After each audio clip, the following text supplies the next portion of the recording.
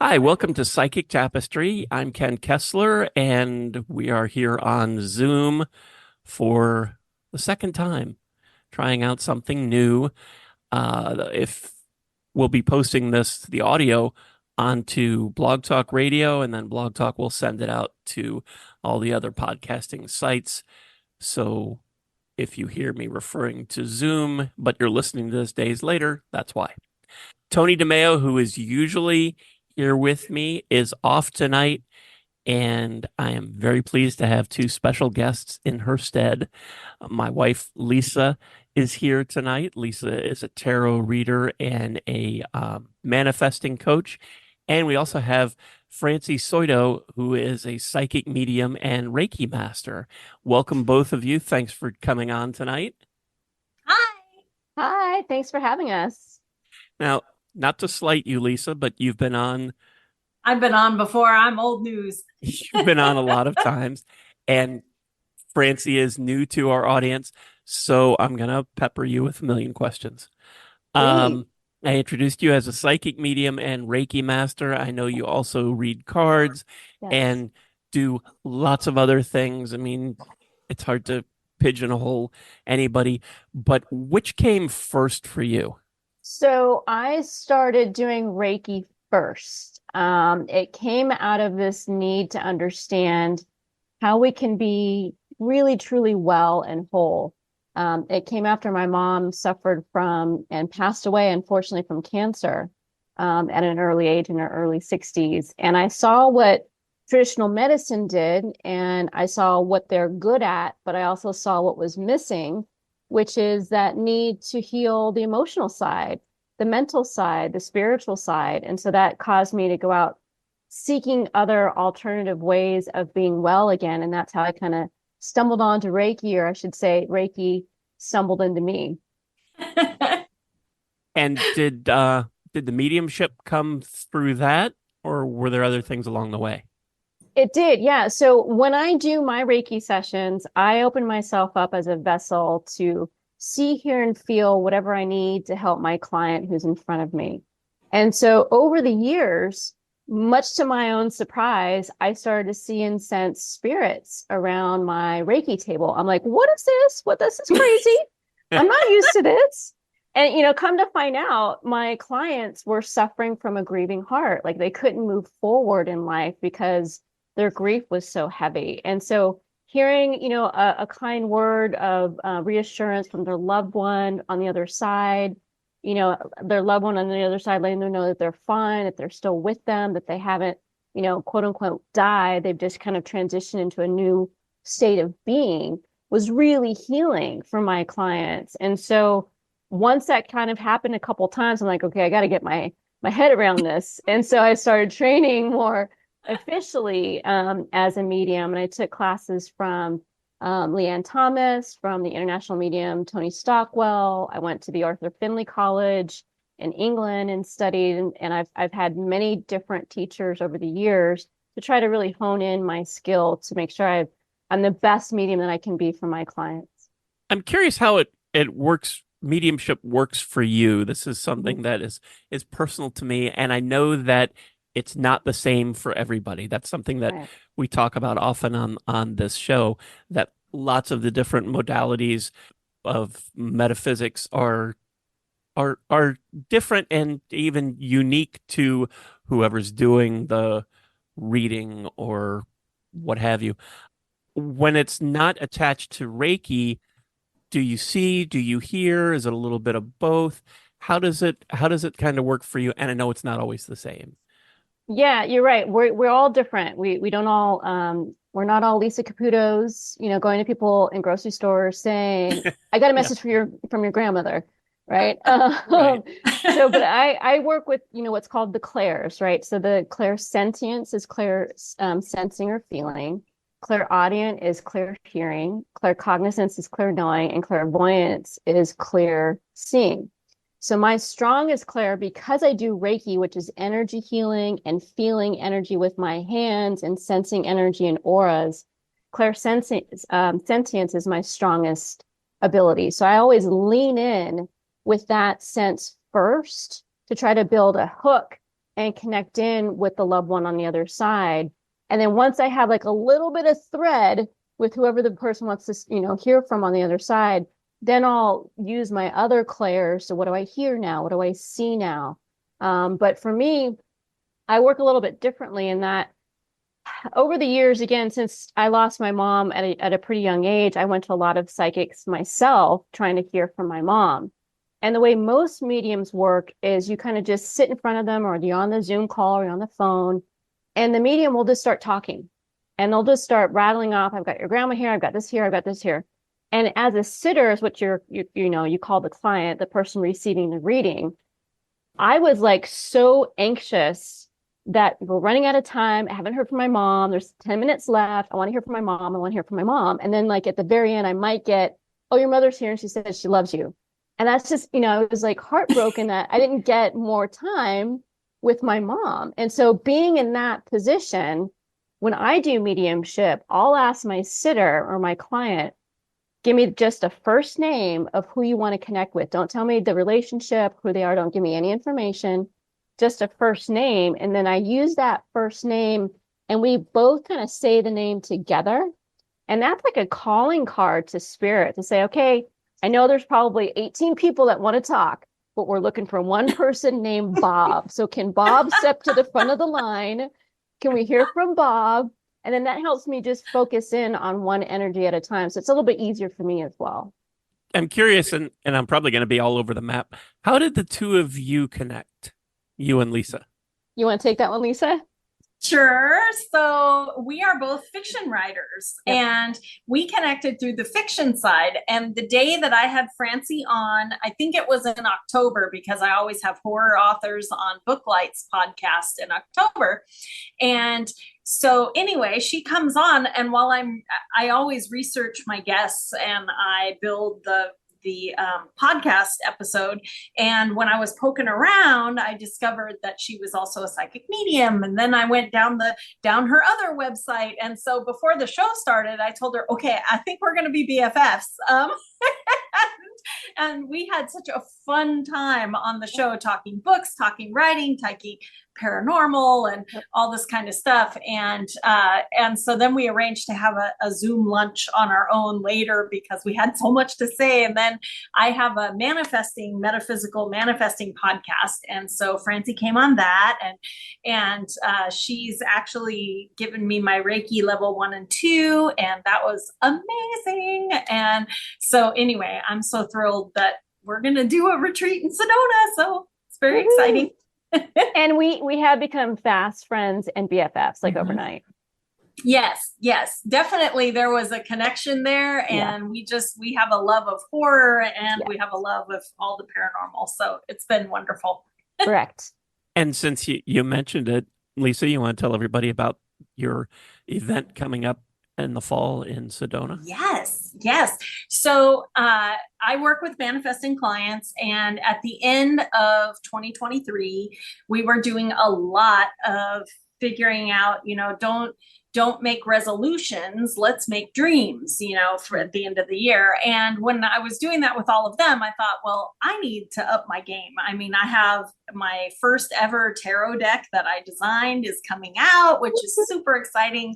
And I wrote that book. My first nonfiction book is done and turned in. And so I felt like, how am I going to up my game for next year? I mean, I have more fiction books in the works, but I wanted to figure out, how can I up my metaphysical game? And I am taking some courses to make myself a better coach, but I just wanted to do something. And then it just popped in my head. I was like, you need to do a live retreat, because all of my clients, we all meet over Zoom. We've never met in person. And I thought, it would be great to have an in-person event. And then I thought, where do I want to have it?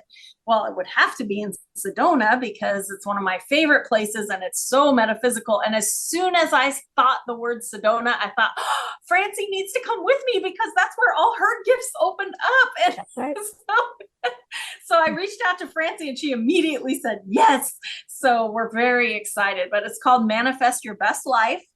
And it is October 4th through the 6th in Sedona. and it's going to be so amazing. We're already halfway full, so it's very exciting, and hope everyone can come. Well, the few who can come. It's going to be very intimate this first time. So what's going to, I mean, I don't want to spoil it, but what's going to happen during this weekend? What are you guys going to do? Francie, you want to tell them what you're going to teach? Sure. Yeah. So along the lines of manifestation, a lot of the work that I do with my clients is removing blocks and obstacles to our own manifestation, right? And so you can want everything in the world, but if there's some kind of energetic block or something that you're maybe conscious or unconscious of that you're preventing, the manifestation from coming, we can heal that and address that and just see it. A lot of us are just blind to our own stuff. So I'll be doing a lot with each of the chakras, clearing out each of the chakras and doing a lot of energy work to make sure energetically there's no blocks to what you want to manifest for yourself. And she's also going to help everyone connect with their spiritual team, with spirit guides and all that kind of stuff. So, which is super, super supportive when you're trying to manifest. My whole thing as a teacher, I've been teaching for 15 years, spiritual tools and gifts. What I love to do is teach my students how to fish, right? It's not about me catching the fish for them, telling them what to do. It's about giving them the tools that they need to do it for themselves. And so one of the things that I think is the most beneficial that I learned as a student is meeting and understanding who your spirit team is, who your spirit guides are, and trusting your own inner discernment and using kind of your own inner guru to help drive you forward in life. Like, should you take this class? Should you try this teacher? Should you, quit your job and become a Reiki master and do something crazy like that? Using that internal guidance system is really important. So one of the goals of the workshop is to help you understand how to tune into that inner guidance system. Without spoiling anything, one of the problems that I have always had, and I'm sure plenty of others have had, is trusting the intuition. When is it something? When's it a message from spirit? When's it a message from angels? When is it just me hoping that I win the Powerball? Is it just practice that helps you learn that, or is there something else that you recommend? It comes for me, and as I'm teaching, it comes in so many different flavors for different people. A lot of times it's repetitive things. So like if you get something in a dream and then you wake up with it and you can't stop thinking about it, like I'll give you an example. Something that happened to me years ago before I knew all this like witchy woo stuff. I just woke up from a dream and just knew in my gut that we were going to get pulled over that day. My husband and I were going to go on a drive, an hour drive, and I just knew we were going to get pulled over by the police. I didn't know why, but I got up and I got like our insurance card ready and made sure everything was ready to go. And my husband's like, "You're crazy." I'm like, I know, just trust me, it's going to happen. And sure enough, we got pulled over because we had a taillight out that we weren't aware of. That was a very strong gut instinct where I can't tell you where it came from. I don't know. I didn't see it. I just knew it in the core of my being. And so when I teach, how to tune into this, we work on your clairs, which I mentioned earlier, and we do tests. So you can see, how gifted you are in your clairsentience, your clairvoyance, claircognizance, clairaudience, and all that good stuff. So you can test yourself to see, is this psychic or is this maybe my imagination? And then how do you kind of trust and work with that deeper and deeper? So it comes in a lot of different flavors. And so what I try to do, again, is walk my students through each of their clairs, see what is the strongest for them, and give them tools to strengthen them further. So then there becomes, over time with practice, no doubt whether it's one of their clairs speaking to them, their psychic gifts, or their ego. Is there prerequisite for this kind of thing? Or is this open to anyone? Anyone. And in fact, every single person on the planet is a psychic. Anyone can become a medium. I wasn't born a medium. I learned how to do it over time. The only thing that's different is some of us spend a little extra time learning it and practicing it than others. Some of us are just, it's a little bit more natural to some than others, but every single person has this ability. I'll give you an example of a mediumship. Everyone, not everyone, but a lot of people that I encounter have had dreams which were like visitations from loved ones who've passed over. And they were so real that they woke up feeling like they were in the presence of their loved one. That doesn't mean that they were, they've got a strong psychic ability, but anyone can do that. Anyone can be a medium and just communicate with their loved ones on the other side. Some people get signs from their loved ones, like hummingbirds or butterflies or pennies dropping. And that's a sign from their loved one that they're, hello from heaven. So anyone that can communicate and receive signs from the other side, can be a medium, and most everybody can. I think there's something about society that makes this hard for people to believe or accept. But I find that when we've been doing this show on Blog Talk Radio and we take calls and people call up and they want to know if he's ever coming back, it's usually the big one for relationship stuff. Sure. But whatever it is they want to know, it just feels like most of the time they already know. Yep. They already 100%. know. They just want the words to come out of somebody else's mouth. 100%. Or they want something, or they want a better They want a answer. different answer out They of want a someone different else's answer. mouth. Yes. Right. They keep going to their gut, psychics. they know. Yeah, until they get the answer they want. Yeah. So when I teach, doing card readings and psychic development with my students, I tell them, honestly, a good card reading should tell the sitter what they already know. If it's completely out of left field, then it's probably not the right psychic for that person. But I feel bad. Sometimes I feel like I should give my sitter their money back at the end, because I'm like, yeah, I know you already know this, but let me show you what your angels are saying. Let me show you what your guides are saying. But it should be good confirmation for them that, hey, right, they're tuning into their inner discernment. If they already know the answer, they should learn to trust that, and they don't have to come to a medium like myself.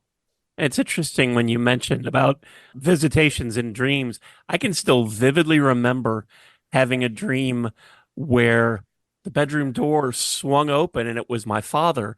And it surprised me so much that it woke me up. And then I felt bad because he just got there. And now I woke up. And no! I know Lisa has told me about dreams that she's had. And I'm sure that this is common. A lot of times we don't remember our dreams, but I'm sure this happens to just about everybody, doesn't it? A lot of my clients, yeah, a lot of those heavy visitation dreams. In fact, I've got another story, if you'll indulge me. Certainly. My husband, he's very supportive, but he's not, a psychic. He's not a medium. When his father died, he got a very clear dream from his dad that came through and gave him details on what to do with the estate, details on what to do with the cat that was, left behind. Wow. And it was so vivid for him that he woke up and he said, Francie, we've got to go to Missouri and get my dad's cat. And I said, okay, like there's no, I know what it means to get a message from spirit, and you don't want to go against that. So we had a third cat for a long time. Aw. Were you guys already married when you started down this path? Yeah, we had been married a good, let me do the math, 10 to 15 years by the time I started doing all this weird woo-woo stuff. Yeah. And he just rolled with it? He did. He's so supportive. But, there's been many facets to Francie. I've been, studying martial arts. And so he was my sparring partner. We were in a band together, a punk rock band. So I was the drummer. He was a singer. Oh my gosh, I didn't know that. He's used to the many iterations that have become Francie over the decades. Well, I think the key to a long-term relationship is recognizing that people will change and going with them. Correct.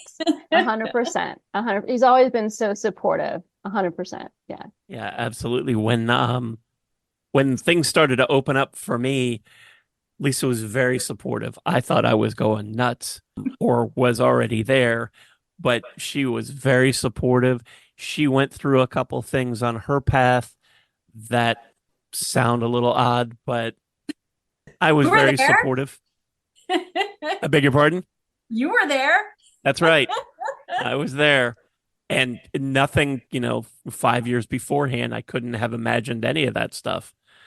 We only got we only got involved in the woo-woo stuff really by accident. Lisa was working on a book. Well, Lisa, you should tell this story. It's instead of me. Oh, I have always been a tarot card collector, but I wasn't really great at reading them, and because I couldn't memorize that book. And so anyway, I was always interested in the woo woo. I believed in ghosts, all this kind of thing. But when I was writing Nightwalker and Night Demon, this was years before it got published because, oh my gosh, took years to get it published. But I was working on these two books and I had a psychic and I wanted it to be like real. And I didn't think I had any psychic gifts. So I wanted to talk to someone who is a psychic. And so I found one through a friend and we went and had lunch, and I was asking her questions like, when you have a psychic moment, do you smell things like oranges? Is it like, and and she was like, no, actually I can tell you something right now. And she digs in her purse and pulls out a pendulum and I'm like, whoa, what is even happening? But I was so curious. And as a writer, most writers I know are very curious. And poor Ken comes with me on book research trips, and I just pepper every human being with questions. But that's just how it is because I never know what I'm going to need. And so I took classes and I drug Ken to all of them. And then poor Ken has a million spirit guides and he's hearing from dead people. And but but it all Wow. started from book research. That's awesome. I had no idea. Yeah, Yep. it was Books led me there. Love it. it was I don't think anybody's path in anything is easy. We see so much about metaphysical things on TV and in movies, Mhm. and we think that, well, that's what it is. I saw Whoopi Goldberg in Ghost. I know how it works. Well, maybe that works like that for some people, but that was also a movie. Somebody wrote that. But it's not the same for everybody. And I think that's something that a lot of people have trouble with because we want a recipe. I want to be able to find a book and say, okay, if you're going to talk to dead people, this is how it works. You do this, you do this, you do this. Boom, bingo. There, Frank Sinatra. Right. And it needs to work every time the same Exactly. way. Yeah, and I just finished it actually. I teach a 6-week psychic development mentorship course. And it's only week 5 that we do mediumship. So each of the preceding weeks, we work on the clairs, we work on your psychic abilities, work on ethics and morals in doing this kind of work.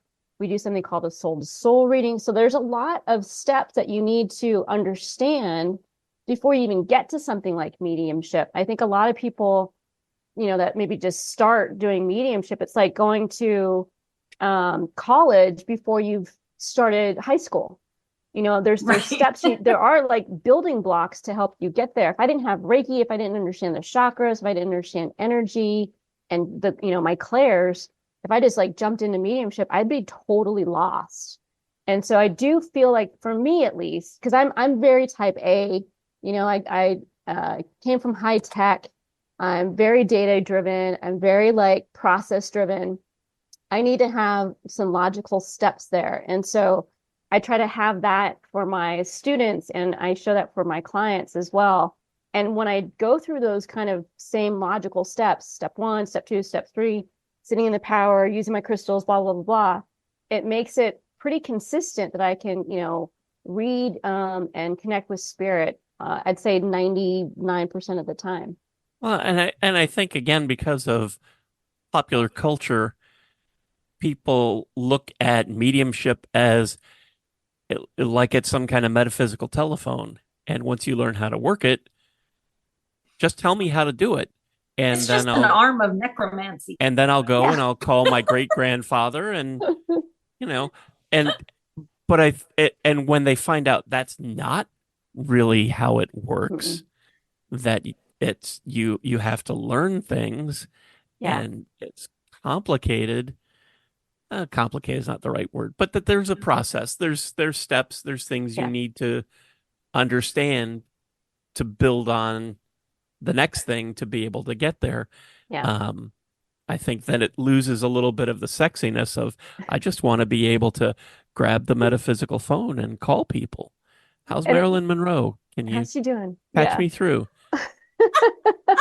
And That'd I be have so to, easy. right? And I have to sometimes educate my clients a little bit too, because once I can bring their loved one forward, they think it is like telephone, but it's really hard for me. So I have to give them the analogy of like, you're going on, two trains, one's going one direction, one's going the other direction at 100 miles an hour.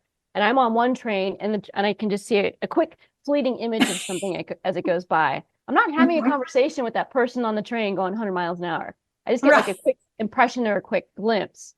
And so, it's really hard for me. I'm not a born medium, so I have to work really hard at it to try to get glimpses and information and tell me, how you felt in your body when you pass. What are the messages that you have for your loved ones? What are you doing now in heaven that's cool? What do you see of your loved ones since you passed? Like all that stuff I have to build up and really work hard on it.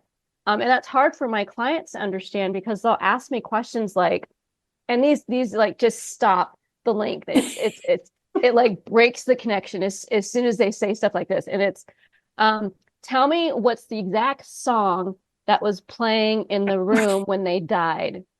Yes. I don't Yes. know.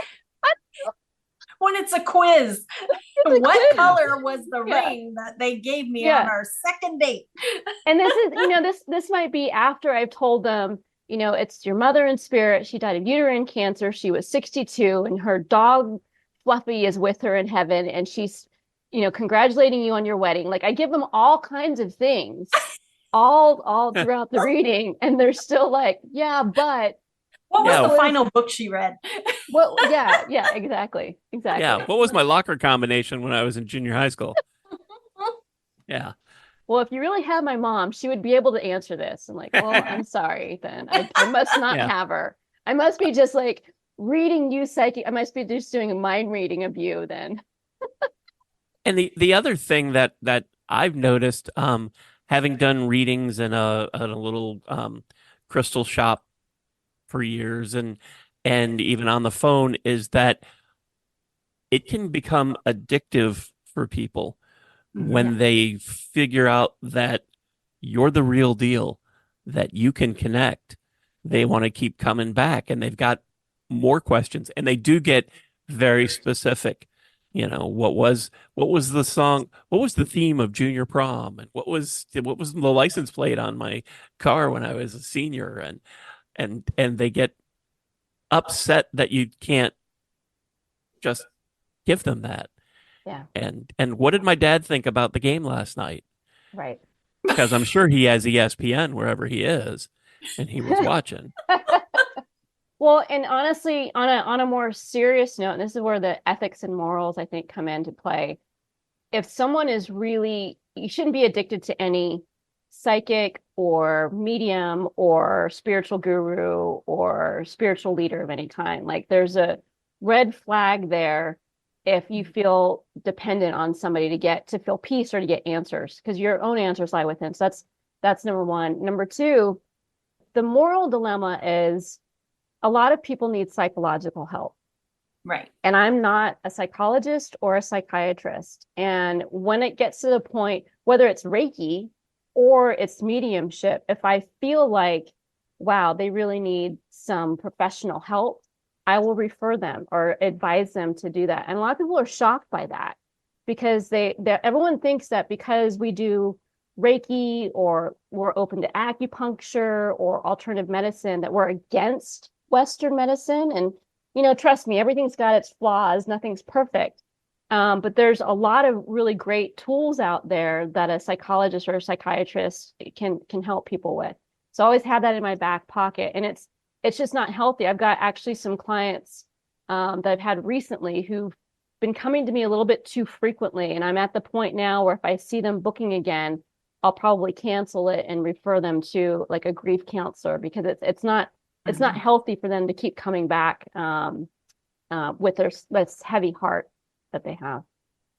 Right, right. And I had a client, this was back when there were live people at the metaphysical shop, but she had lost a daughter and it was so painful. And I'm not typically, I don't call myself a medium. However, I do use my primary guide to draw tarot cards. And she was so desperate, and I was the only reader in there. And I told her, well, we can see if we get cards that make sense.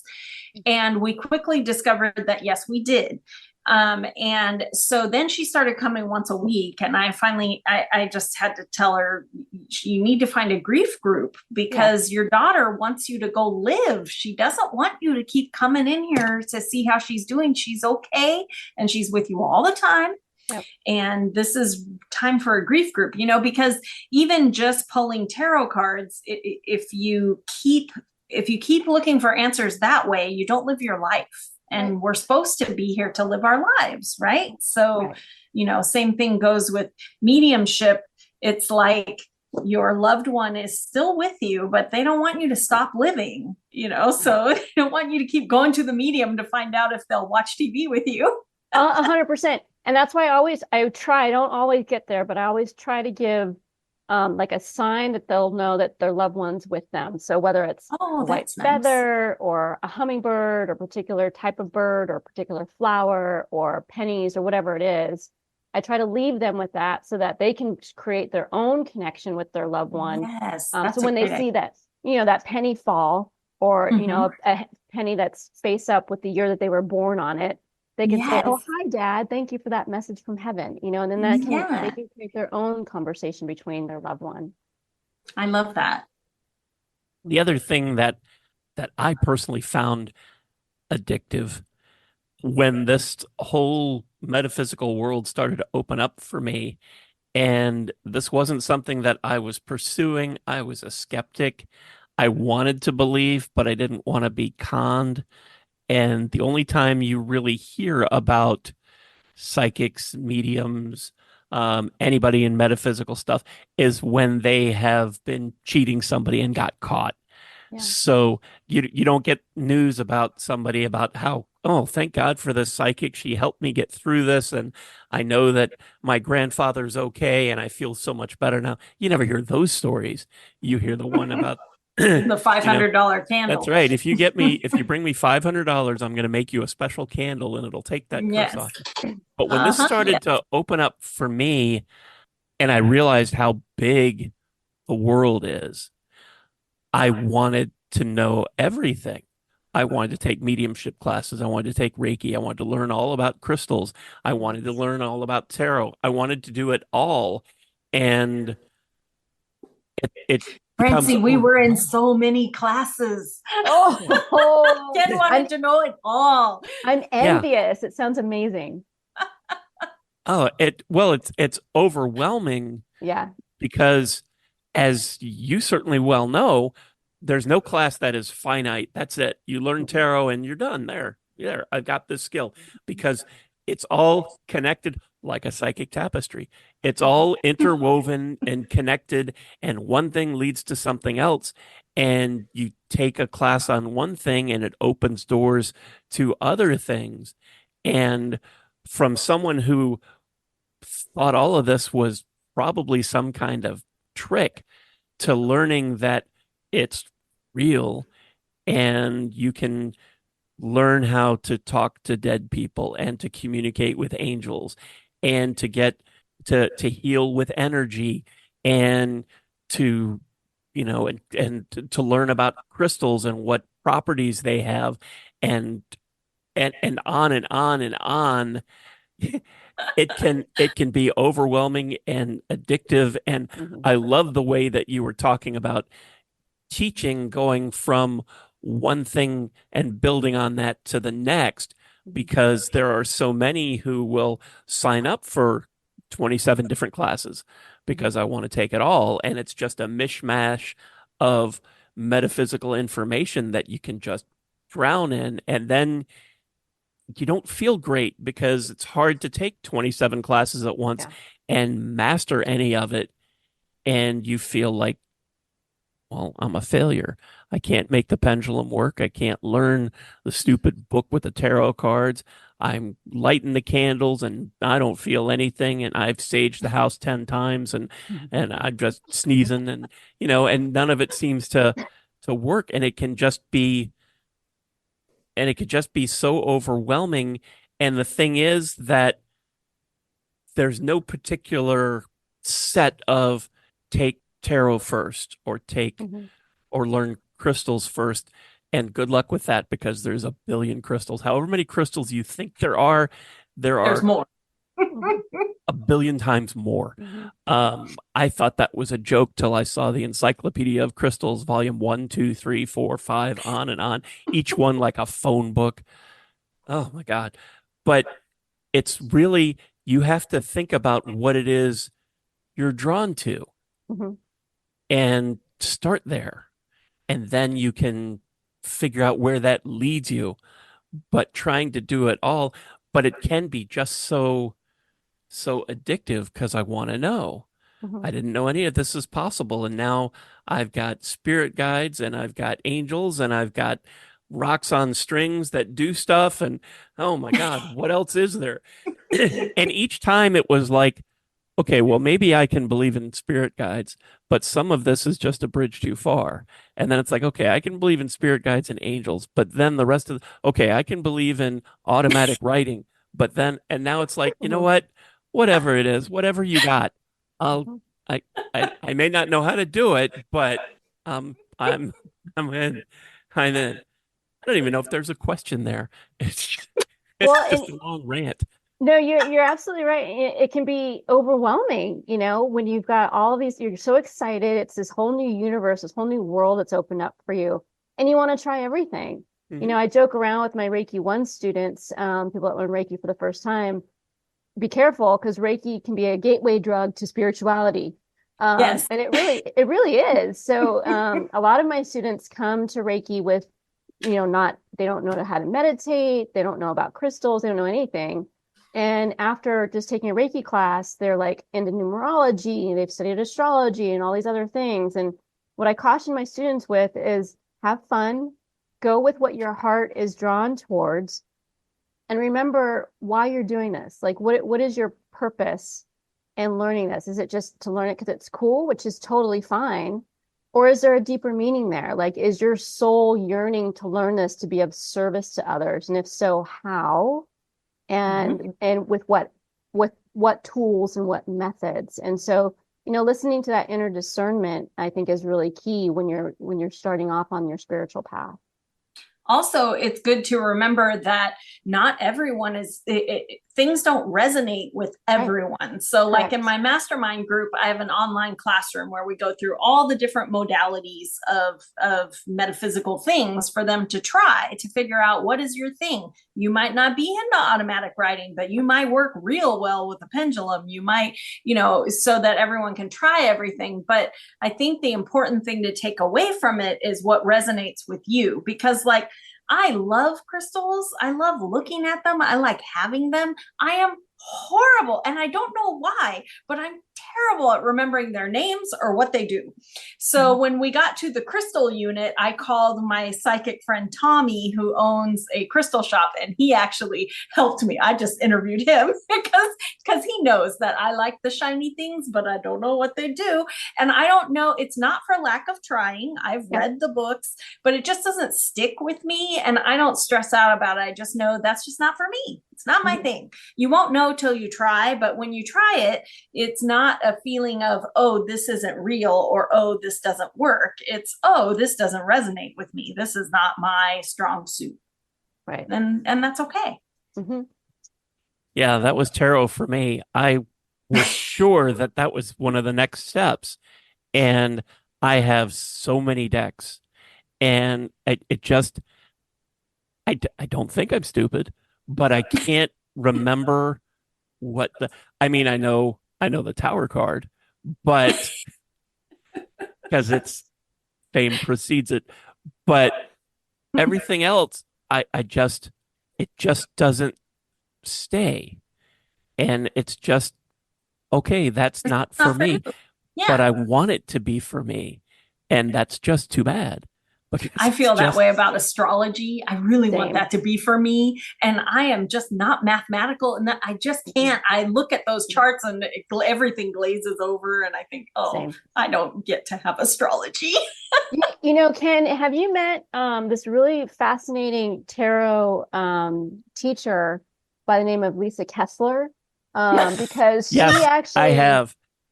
I took her, you know, tarot for writing class, and it was phenomenal. And like you, Ken, the tarot never spoke to me until I took Lisa's class. Yeah. You totally made my day. I'm so glad it made tarot talk to you. Yay. 100% totally true. Yeah. It's the 100%. cobbler's children having no shoes, you know. It's true. You know, he has never sat through one of my practical tarot classes. He Well, never has. Ken, the I answer's know. right in front of you. I know. I know. And she's got it set up online where I could just take the videos at Mhm. my leisure and Yeah. go through the classes, but she won't send me the link. So I'll remedy that. yeah. So funny. But it has, you know, it's funny that there have been, it's almost like a block with tarot for me that I can, I mean, I started with Rider Waite, which most people start with, and just trying to remember the different suits and what each one is for. And I'm like, okay, I got it. And then I would pull a card and I'm like, nothing. Nothing. I don't I got it. get Well, nothing. wait until you get the practical tarot deck, Ken, because it's so stacked with symbolism, you will not even be able to not accidentally read it. That's my tarot deck, by the way. Comes out in Yes. February. Can't wait, we have gotten way off track here. I want to circle back to your event in Sedona, and Francie was telling me about what she was going to be doing there. Lisa, what are you going to be doing there? Oh, I'm going to be working. I have a pendulum class, and I'll be bringing a bunch of pendulums so that everybody gets one and they get to consecrate their pendulum. And after Francie connects them with their spirit guides, then we can connect their spirit guide and designate this pendulum for their spirit guide, and we'll do a little pendulum class. And I'm also teaching angels, working with angels, especially for manifesting and automatic writing. We're going to do a little automatic writing workshop. I'm big with that. I do channeled readings all the time through automatic writing, and I feel like it's a really great way to tap into spirit if it's your thing. Everybody's different, so you won't know till you try. And if you come to Sedona, you can try, and it will be really cool. And then I'm also going to be teaching candle magic, which is another one of my most favorite things. Oh my gosh, I have candles around all the time. And Francie is going to do a little crystal workshop, and then we're going to put crystals with your candles, and we're going to power it all up. So anyway, I'm so excited. It's going to be so fun. But when you leave, you're going to leave with inspiration, with a path forward toward your dreams. And you're also going to go home with a pendulum, a Reiki charged candle, because Francie's going to Reiki them all. Yep. And you will have put your own crystals in it and your own intention, and you'll be able to take that home too, to help you to, you know, keep yourself charged up, because manifesting is a marathon, not a sprint. So That's right. And every student that walks away from the retreat is also going to have a private reading, an assessment from both Lisa and myself as part of their registration. Yes, I forgot about that part. Thank you. What kind of readings?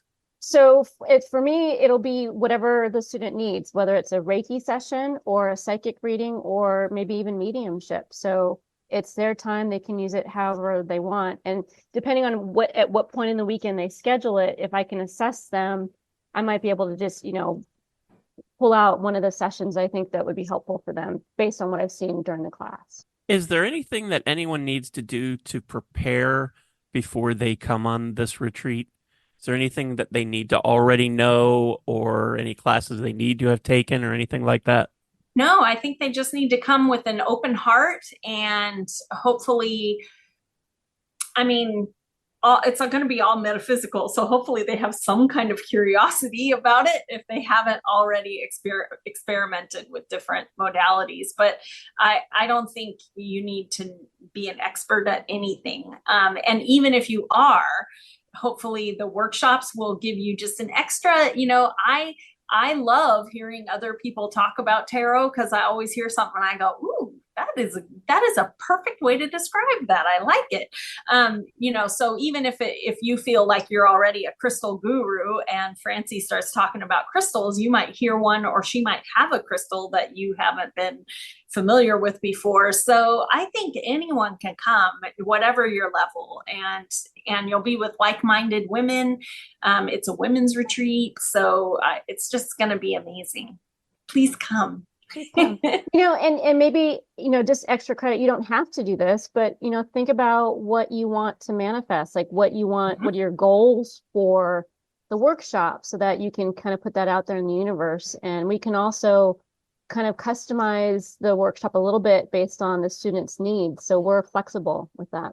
Yeah, we do have a questionnaire when you decide you want to sign up, and Ken's going to put a link. So if you click that, you can check out the questionnaire and see. But basically, we want to know, what are you hoping to manifest, and how will you feel like this was a success? And it's been interesting seeing the responses so far. I'm so encouraged that so many people said it will be a success if I show up and spend this time on myself. Wow. And how cool is that? Because really, how often do women take a weekend and just make it about me? Yeah, never. They never do. For women, it's always about everybody else and taking care of everybody else. So come take a weekend in Sedona and refill your well. You are worth it. So anyway, I'm very excited to see people saying, it will be a success if I show up for myself for a weekend, because really that's what it's all about. And if you have never been to Sedona, wow, you're in for a treat. I already know that all three of my clients who have signed up so far, none of them have been to Sedona before. It's their first time. So I'm so excited. First timers, please come to Sedona. It'll knock your socks off. It is truly a magical place. I can't think of a better word to describe it. And if you like crystals, I've never been anywhere where there are so many crystal shops, and they're all different. So you gotta go to them all. Bring an extra empty bag, because you'll need to check in a bag at the airport with crystals. With all your rocks. Your rocks, all your good gems. And that's not a joke. No, not at all. I'm not being facetious. That is serious. I remember the first time that Lisa and I went to Sedona, and you go into these shops and you see the most amazing crystals.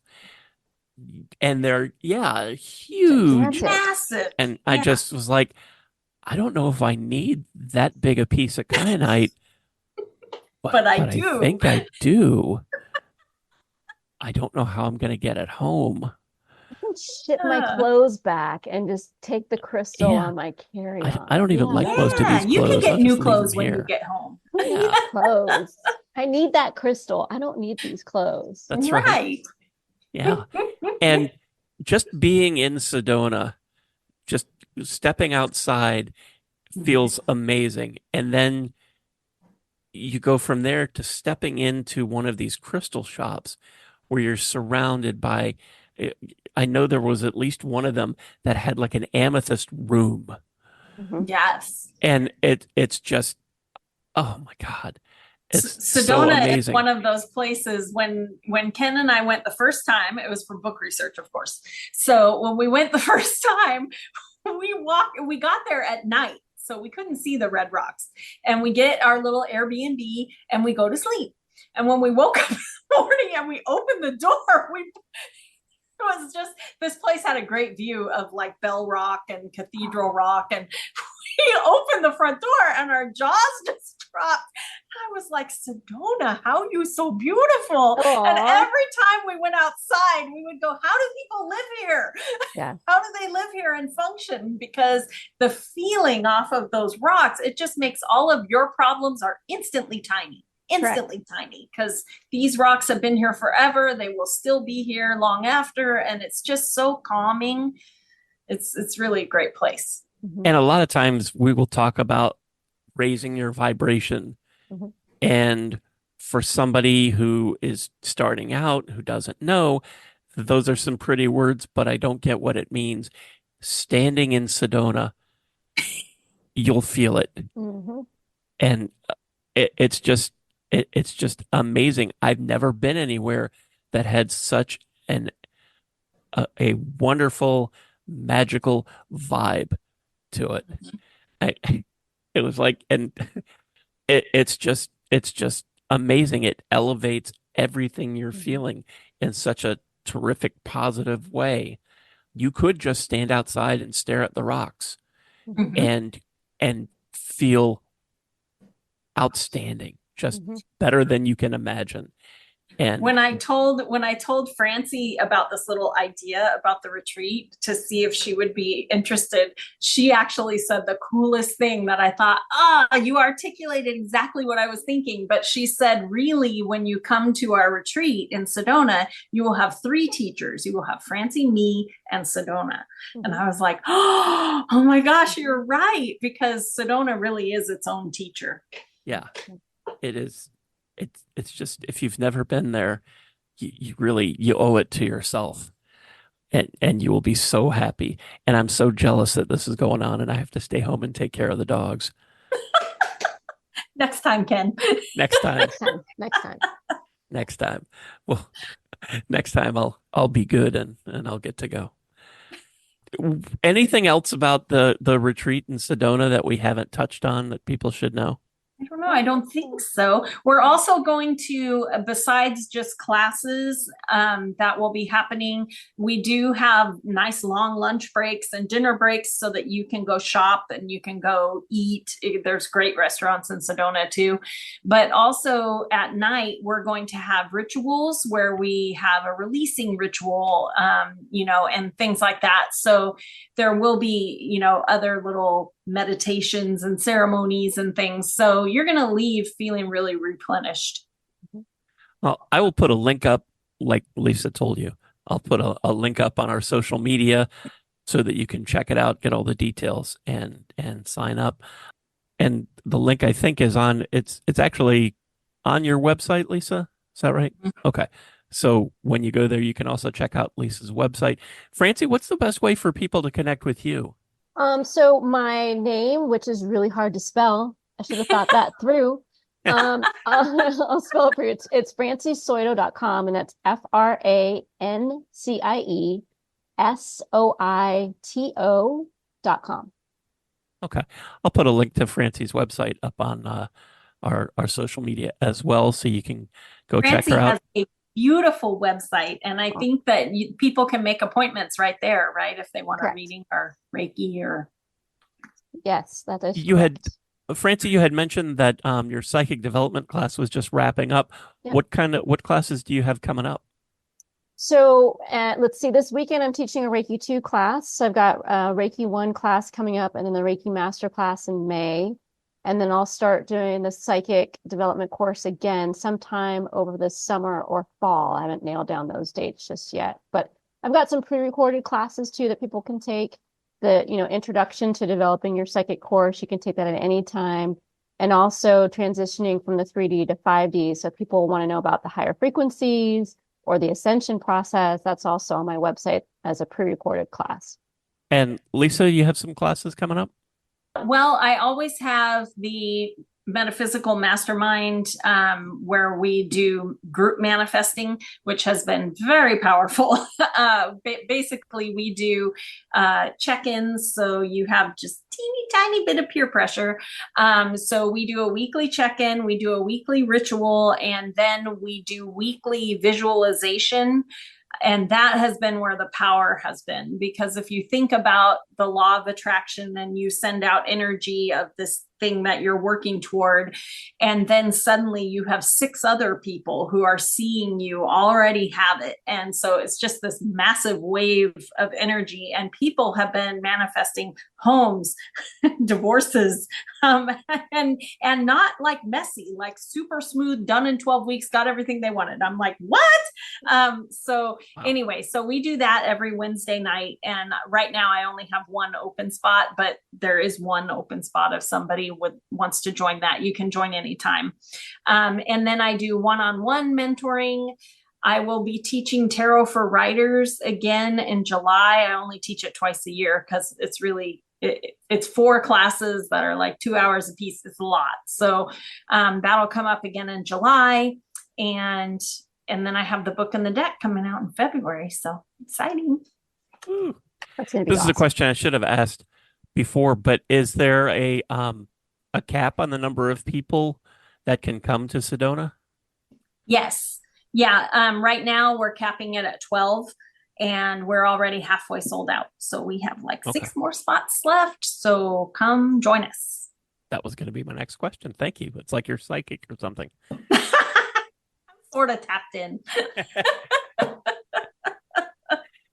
Well, head over to our Psychic Tapestry. We're on Facebook, facebook.com/Psychic Tapestry, or at Psychic Tapestry on Twitter. And I'll get those links up for the retreat and for Francie's website, so you can go check all of that stuff out. And thank you both for giving up part of your evening for us. This was a lot of fun chatting with about all this stuff. This Thank was you so fun. much. Thank you. Yeah, had a great time. And thanks so much for listening and for hanging out with us tonight or tomorrow or whenever it is that you are listening to this podcast. We really appreciate it. Take care of yourself. I'll be back in a couple weeks. And remember to tell those close to you that you love them. And we'll talk to you soon. Bye. With the Lucky Land Slots, you can get lucky just about anywhere. This is your captain speaking. We've got clear runway and the weather's fine, but we're just going to circle up here a while and get lucky. No, nothing like that. It's just these cash prizes add up quick. So I suggest you sit back, keep your tray table upright, and start getting lucky. Play for free at LuckyLandSlots.com. Are you feeling lucky? No purchase necessary. Void where prohibited by law. 18+ terms and conditions apply. See website for details.